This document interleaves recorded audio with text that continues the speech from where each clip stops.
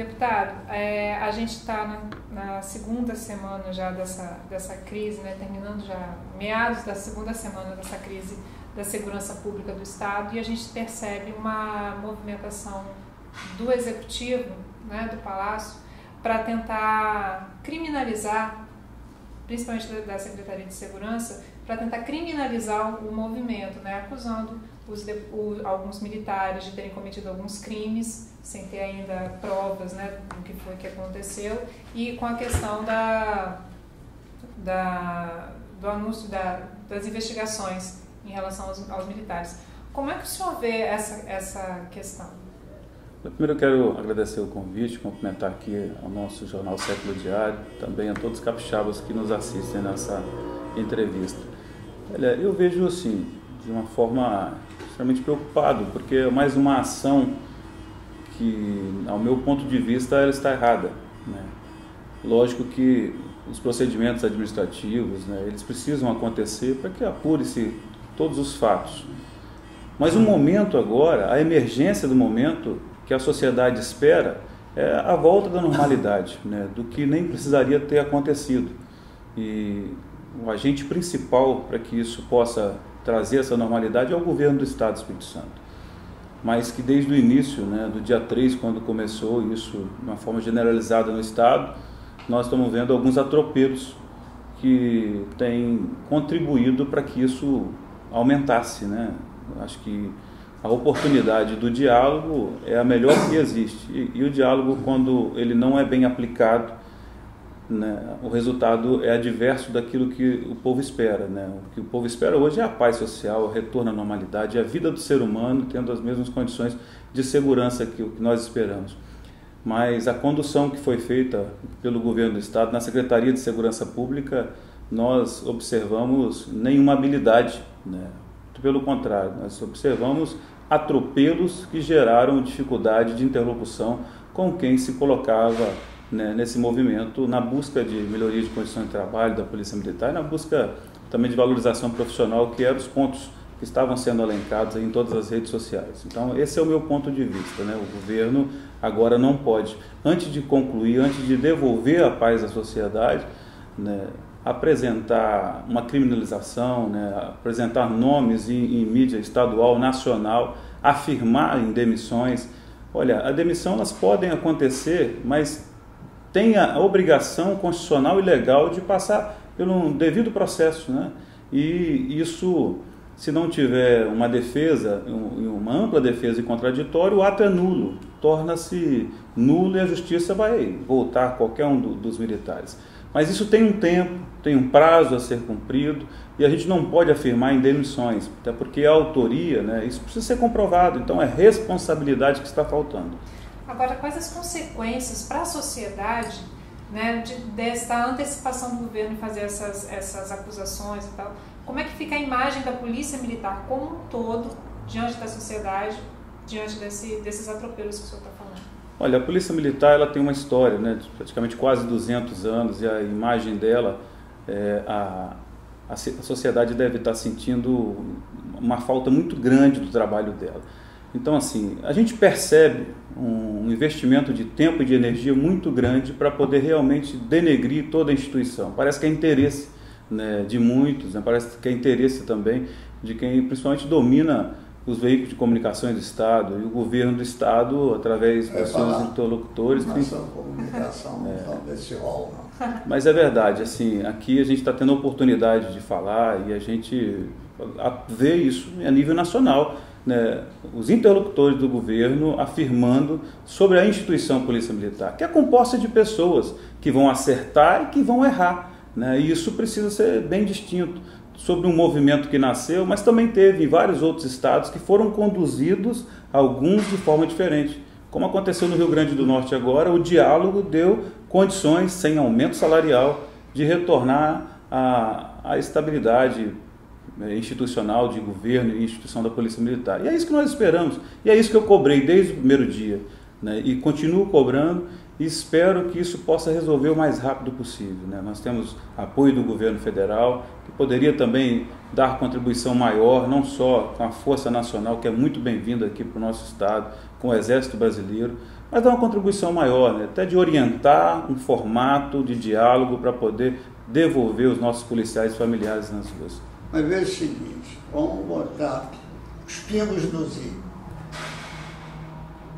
A imprensa local, eu estou falando aí, Gazeta Segunda, aparece levantando suspeição que o frade lá do Convento da Penha teria sido objeto de uma violência de integrantes da Polícia Militar. Entenderam isso? Isso caiu na imprensa nacional. A imprensa nacional caiu. E aí, de repente, aparece a verdade. Qual é a verdade? O frade foi espancado por um funcionário do convento. Só como é que recupera isso? Então você tem um secretário de segurança, um forasteiro que foram buscar lá em Pernambuco, no interior de Pernambuco, que chega e irresponsavelmente, eu estou sendo veemente, porque isso é irresponsabilidade da autoridade, e levanta essa suspeita. Como ele está levantando suspeita de tudo? Diz que o ônibus também, não é? Alguns assassinatos. Assassinatos também, ele não apura nunca, nada, e vem fazer isso para mudar aquilo que é conveniente para o governador dele aparecer na área nacional, dizendo que está acabando com isso, está acabando com tudo, está punindo, aí em seguida ainda vem as punições que eles fazem. Então, o deputado, não vou te chamar de senhor, porque você pode até ser meu filho, então o deputado, eu quero que o deputado entenda isso, você é da classe, você foi presidente dessa associação, você os representa. Eu não estou aqui para dizer que o movimento é um movimento perfeito, etc. e coisa. Não estou dizendo para isso. Eu acho que podia ter evitado o movimento. Também não vejo essa coisa que criminaliza que aqueles que fizeram o movimento, e não criminaliza o governador do Estado. Se há responsabilidades, as responsabilidades estão divididas aí. Só que agora esse secretário, ele está só querendo criminalizar. Você pega o Globo, está lá dizendo, não, porque tem isso, é um motim, vão fazer motim. Ninguém é criança aqui para saber que a justiça militar são 4 militares sentados com um juiz, lá isso não resolve do jeito que eles pensam. Então eu gostaria de ouvi-lo nisso. A sua opinião, acho que é uma preocupação e também uma curiosidade de todo capixaba. No nome disso, eu não vejo outra atribuição a não ser afirmado pelo senhor, que é irresponsabilidade. Como que vai consertar isso agora? Né? Porque vender essas suposições, né, ela distribui-se de forma muito rápida, não foi só no Estado. Né? Os 2 veículos de comunicações citados aqui, que erraram, mas erraram impulsionados por um representante do governo do Estado, que é o secretário de Segurança, que vendeu isso para a sociedade, que agora, como o senhor falou, já tem uma confirmação de um funcionário que tinha interesse lá do Convento da Penha, né? O Frei Beto foi agredido, e isso sensibilizou todo cidadão. Não vejo nenhum cidadão do nosso Estado, do nosso país, que não sensibilizou por essas imagens graves, covardes, e que precisam ser responsabilizados, mas que foi para conta da polícia. Não sei somente se é polícia militar, que o secretário fala, se é polícia civil, polícia federal, mas isso precisa ser devidamente investigado. Nenhum servidor, não só da polícia, que cometer atos como esse, queimar ônibus, ceifar vidas, precisa ser preso e excluído. Não sou esse que vai defender. Nunca vou defender isso, até porque bandido é para ser preso, né? E quem mata é bandido, não pode usar farda. E o momento, eu não acredito que isso esteja acontecendo. E mesmo que esteja acontecendo, precisa se provar para afirmar isso. A energia colocada nesse processo, ela está errada. O povo não está querendo imediatamente resolver os problemas de saber quem é culpado desses crimes. Ele precisa que acabe os crimes. Precisa que volte à normalidade. São quase 200 vidas em 15 dias. Quantas mais vidas nós vamos esperar para poder isso acabar? Então, assim, a gente parece que tem uma obrigação no Espírito Santo de ficar calado. Olha, eu não vou ficar calado. Até porque eu conheço os 2 lados. E conheço muito bem o lado do servidor público, eu sou servidor público e policial militar. e conheço a angústia desses profissionais que há tempo, hoje a gente tem algumas dúvidas que o cidadão precisa saber no Espírito Santo. E muitas pessoas têm me informado que têm um conhecimento técnico maior do que o meu, que fala assim, lei de responsabilidade fiscal e não dá aumento salarial, que é diferente aumento salarial de reposição salarial, porque a nossa inflação todo ano, querendo ou não, ela está aí, né, incidindo sobre a vida das pessoas. Mas o artigo 37 da Constituição obriga um gestor público a dar a reposição salarial, seja ele do ente municipal, do ente estadual, do ente federal, é obrigação.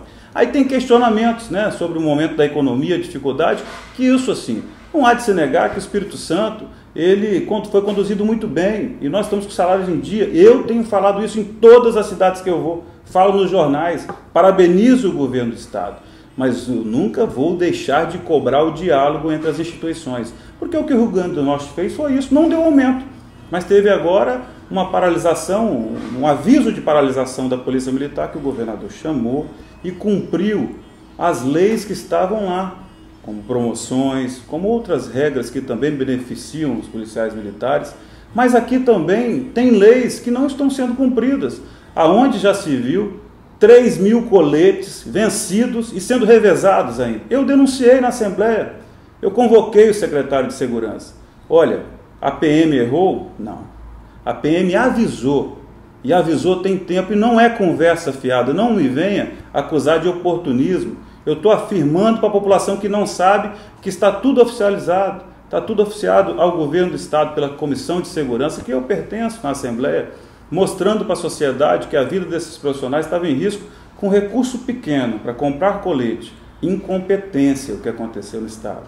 A vida dessas pessoas sendo colocadas em risco, mas algumas outras propostas que foram colocadas também do soldado ao coronel da Polícia Militar, que não incidia em despesa financeira. Muito pelo contrário, o curso CFO Direito, ele economiza para os cofres públicos. Em vez de você formar um profissional oficial da Polícia Militar, em 3 anos você vai formar em 1 ano e meio. Você repõe os quadros com menos tempo, com menos aulas e economiza dinheiro para a sociedade ter mais rápido um profissional. Isso tudo está lá. E o secretário não sabia disso. Essa era a angústia, essa era algumas das defesas que eu acredito que se o interlocutor do governo do Estado não fosse o desastroso secretário que por várias vezes, em vez de dialogar, ele começou a atacar, ele começou a ameaçar, como continua ameaçando, falando em mandar embora, essas coisas não se resolvem. Eu não conheço lugar nenhum, e não vai ser aqui no Espírito Santo, que nós vamos conseguir com que isso aconteça. Então, assim, a realidade é essa, e vai buscar qualquer cidadão que vai encontrar a realidade. Agora, a gente não pode ficar calado em relação a isso, porque a cada minuto que passa, corre o risco de não só o seu freio, que acabou tendo aquela covarde situação daqueles bandidos em que fizeram com que ele tivesse aquelas lesões corporais, mas uma criança foi morta, né, ontem. Quantas pessoas, né, que perderam a sua vida? É isso que eu estou falando, é disso que eu estou falando, desde o primeiro minuto. Evitei dar entrevista, não participei de nenhuma rede social. Na sexta, no sábado, no domingo, minha única agenda foi pedir ao governo do Estado. Eu tive com o governador em exercício, César Gonago, passei o meu ponto de vista, dei as minhas sugestões, não foram bem recebidas.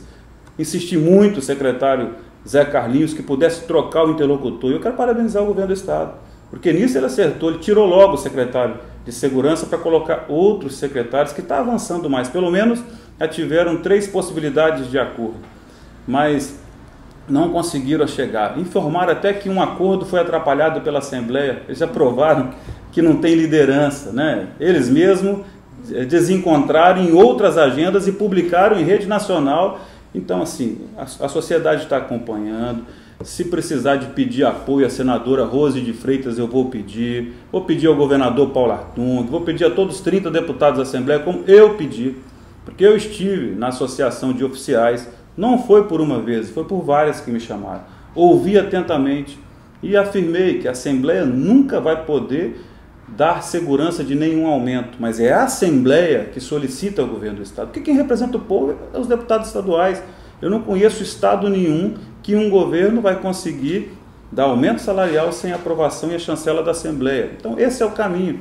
E o presidente Eric fez a convocação a nosso pedido dos deputados num dia que não foi uma reunião às escondidas. Toda a imprensa estava na Assembleia, a Ordem dos Advogados do Brasil estava na Assembleia, a senadora Rose de Freitas, ela participou de todo o tempo, porque eu acho que se os outros 2 senadores estivessem aqui também participariam, os deputados federais também, porque eu cheguei a convidar a todos, através do nosso deputado federal Marco Vicente, que é o líder da bancada, né? Fizemos contato com ele, mas também pedi a várias outras instituições, fiz contato com a Igreja Católica, fiz contato com os líderes das igrejas evangélicas para pedir o governo do Estado para dar oportunidade ao diálogo. Essa foi a minha ação.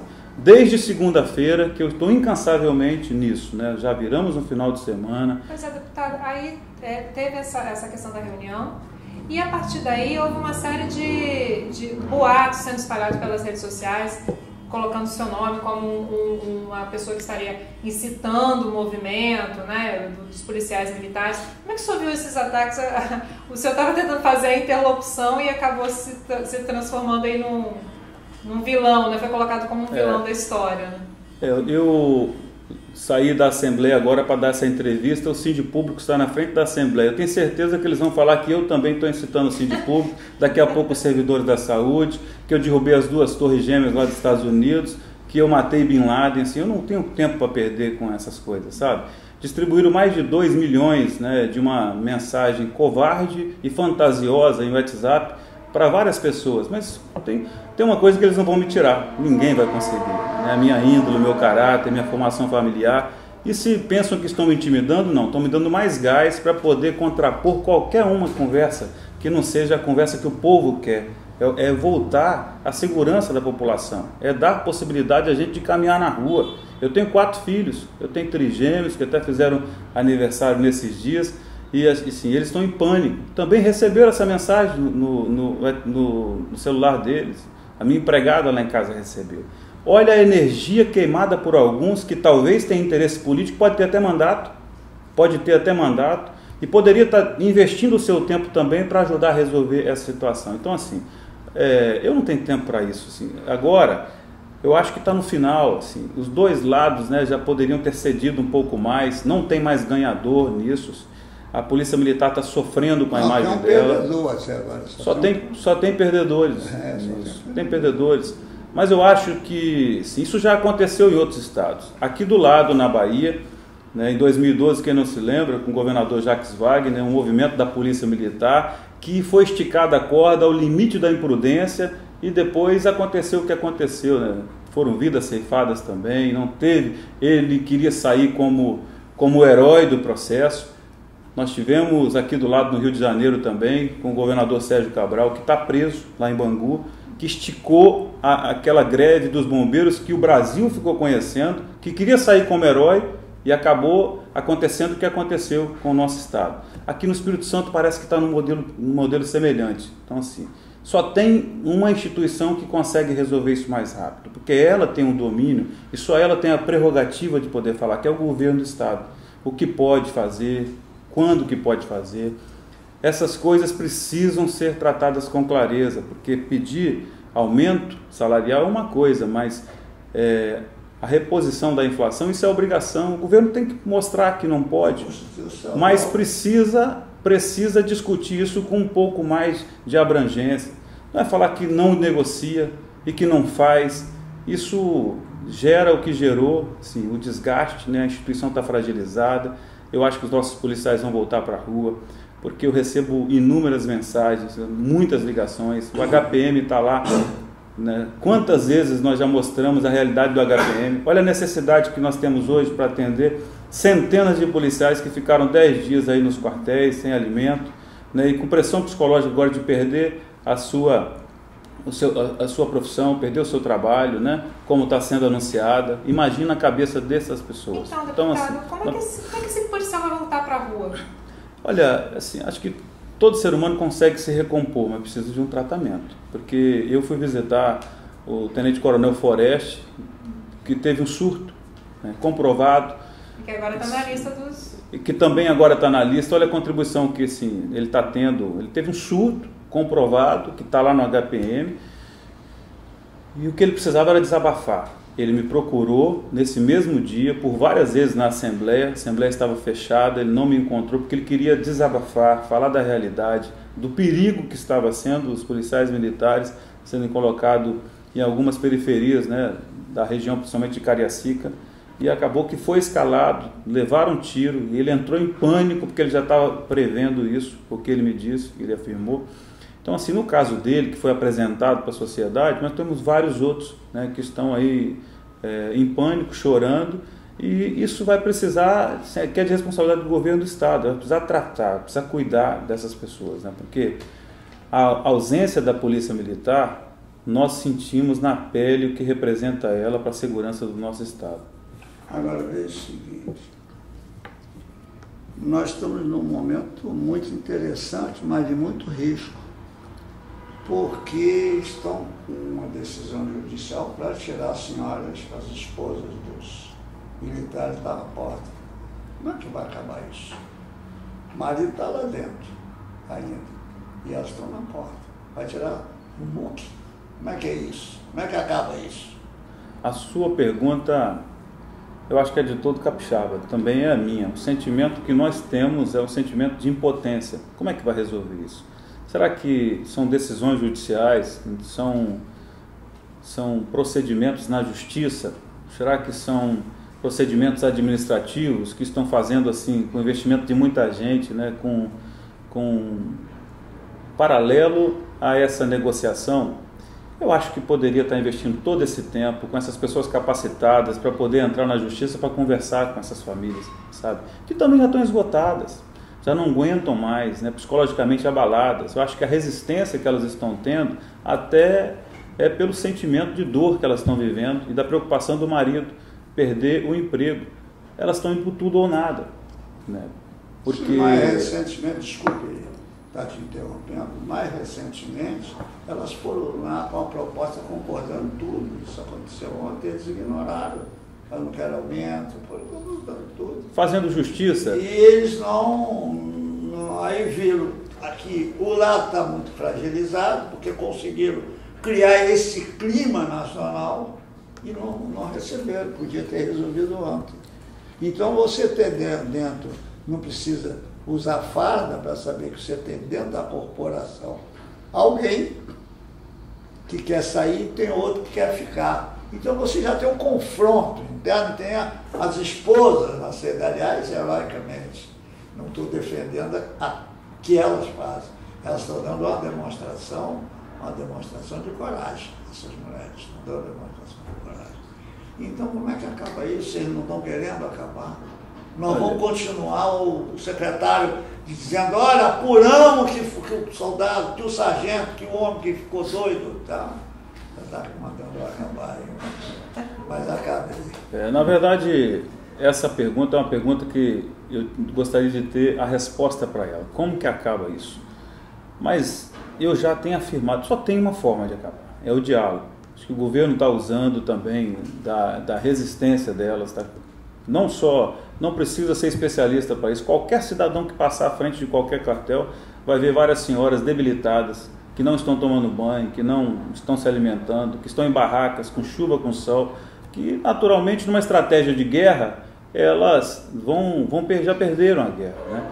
Mas a resistência que elas estão tendo mostra, já é um recado, né, da angústia, do sofrimento, e isso já foi tudo anunciado, como eu afirmei aqui, até por mim, quando os representantes de classe que contribuíram muito, né, as entidades de classe da Polícia Militar e Bombeiro Militar, oficiais, subtenentes, sargento, cabos, soldados, né, acabaram ficando com uma má interpretação em relação aos familiares que não têm liderança definida, específica, e o governo já comprovou isso, mas a gente assim, precisava que isso acabasse logo. Acho que dá para poder acabar assim. O governo precisa encontrar um caminho, precisa encontrar, né, dentro dessas posições divergentes, encontrar um caminho e vai sair vitorioso, né? Vai sair vitorioso se a preocupação é essa, porque o capixaba espera que acabe ontem, que acabe hoje, mas que não acabe amanhã, que acabe logo, né? Assim, fala-se muito em quem vai pagar o resgate. Olha, a preocupação é essa sociedade que tem que pagar esse resgate. Essa é a minha pergunta. Ela não deve isso, ela contribui com o seu imposto e ela está esperando que ela tenha a paz, que é a obrigação de Estado a poder devolver para ela. Então essa é a minha manifestação e eu acredito que assim, vou continuar, né? Eu estou aqui com algumas noites sem dormir, porque o meu telefone também não para e a gente tenta, né, estar nessa posição como alguém que pode contribuir para poder resolver essa angústia do capixaba.